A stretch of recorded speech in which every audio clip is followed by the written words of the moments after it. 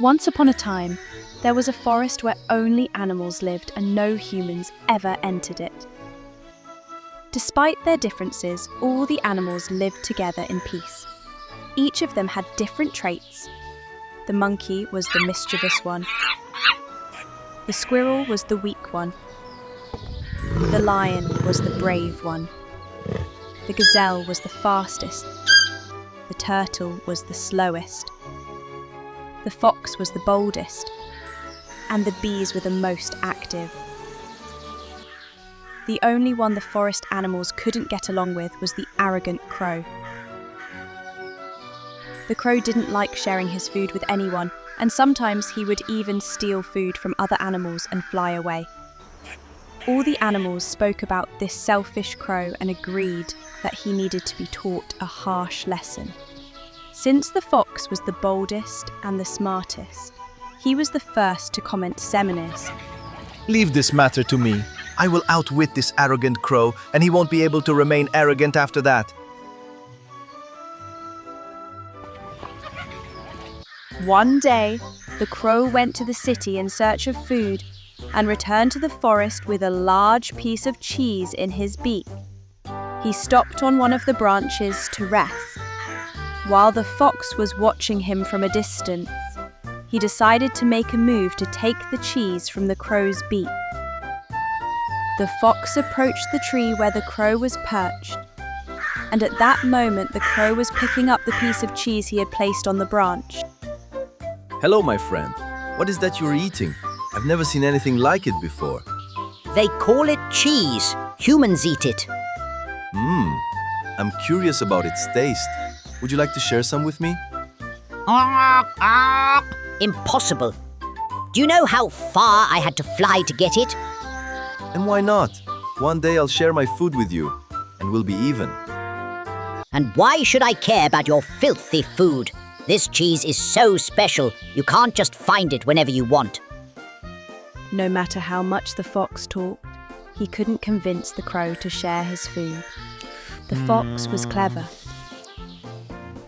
but the crow matched him in intelligence as well.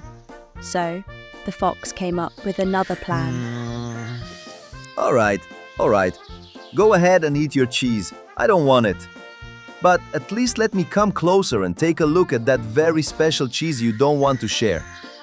As the fox began climbing the tree, the crow grabbed the cheese in panic and flew to another branch. At that moment, the fox moved toward the other tree, where the crow was perched. But the crow still had no intention of sharing his food. The fox thought for a moment, then came up with another plan. What are the crow's greatest weaknesses? He's confident and arrogant. Perhaps I should take advantage of that to get his food. My friend, do you know why I actually came here? To avoid dropping the cheese from his beak, the crow asked without opening it.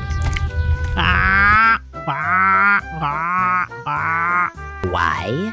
I've heard that you have the most beautiful voice in the forest, and it's obvious that when you sing, all the animals are left in awe. When the crow heard that, he flapped his wings and appeared very confident in himself.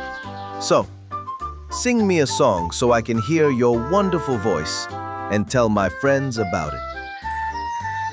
At last, the fox managed to find the crow's weakness. The moment the vain crow opened his beak, the piece of cheese fell. Of course, the fox was waiting to snatch it, while the crow stood still in shock, unable to move. Oh, look!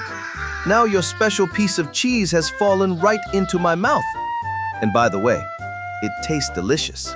Because of his pride and self-admiration, the crow lost his food to the fox. Well, my friend, what did you learn? You should never think of yourself as more than you really are. And you shouldn't believe everything you hear. You shouldn't go around everywhere saying you're the best, and don't forget there is always someone smarter than you. After finishing his words, the fox walked away and disappeared deep into the forest. From that day on, the crow abandoned his arrogance and selfishness. developed good relationships with the other animals, and always shared his food. One day there lived in the forest a sly and selfish fox. Because he always had deceitful intentions, none of the animals trusted him, and no one wanted to be his friend. After some time, and without making any friends, the fox went to live in a cave in the mountains near the forest. One day a stork came from a cold region of the world. The fox was overjoyed to have finally found a friend, and he immediately approached the stork. Hello, my dear stork. What do you say we become friends? Of course, but you are the cunning fox. How can I trust you? Of course you can. I don't have any friends here, but I believe we will become close friends. After a short while, as the fox grew bored of eating alone, he invited his new neighbour, the stork, to dinner. The stork was delighted by the invitation, so she happily went to the fox's home. The soup the fox had prepared smelled delicious, and he poured it into large bowls while setting the table. The stork sat at the table, and the fox sat facing her. Bon appétit! I hope you enjoy the soup I made. The fox enjoyed his soup from his own bowl, but the stork couldn't figure out how to eat from the large dish. Even though she put her beak inside the bowl, she could only pick up 1 or 2 grains of rice, while the stork managed to get just a couple of grains. The fox had already finished his meal. The stork felt extremely angry at the fox for showing no consideration, but since she was a guest, she kept her composure. I must go now, my friend. Thank you for the dinner. But you didn't finish your food. Didn't you like it? No problem. I'll eat your share too. The stork returned home feeling sad and couldn't sleep all night because she was extremely angry at her friend and still very hungry. We are 2 completely different kinds of animals. The fox must realize that and accept it. But how? After a bit of thinking, the stork came up with an idea. She was about to teach the fox a good lesson. In the morning, she approached her friend with great excitement and invited him to dinner. The fox, of course, was very happy about the invitation. Thank you very much, my neighbor. I'm happy about our friendship. After preparing the food, the stork chose a tall, narrow bottle for herself and for her friend the fox. She prepared rice for her friend, then set the table, also placing water in a tall, narrow bottle. After a short while, the fox arrived. I'm very hungry, my friend. Come, let's sit down and start eating. The 2 friends sat at the table. All right then. Enjoy your meal. The fox tried to eat from the narrow-necked bottle in front of him, but he couldn't. He also couldn't drink the water. In contrast, the stork was able to enjoy her meal using her long beak, while the fox struggled to pick up some rice with a fork. The stork had already finished her meal completely. Seeing the fox puzzled by what was happening, she asked, Do you remember that you left me hungry after dinner at your place that night? Because you used dishes that didn't suit me on the table. If I could devour the food, I would. This bottle isn't suitable for me. You can pick up your food with your long beak, but with this mouth of mine, I can't. The stork had expected that answer.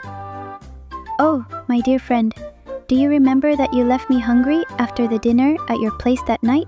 Because you used dishes that didn't suit me on the table? Suddenly, the fox realized his mistake and felt truly sorry for having placed those large bowls in front of his friend. I'm very sorry, my friend. I didn't realize that you wouldn't be able to eat from those dishes. No problem, dear fox. At least you understand me now. We must learn to respect our differences. After that, the stork brought a large bowl from which the fox could easily eat and placed his share of the food in it. The fox enjoyed his meal until he finished it. When it was time to leave, an idea came to the fox. My friend the stork, let me take one of the bottles to my home, so that if you come to eat with me, you can easily eat from those narrow bottles. They don't call you the cunning fox for nothing. If you used your mind and cleverness for useful things like this, you and your friends would always be happier. Fox and the stork both laughed with joy and happiness. Months passed, and before the stork left to fly toward a warmer climate, she returned to bid farewell to her neighbor the fox. As he was left alone, the fox went back to the forest, but he never forgot the stork's words. From that time on, he was no longer selfish, but became a good friend to all the other animals.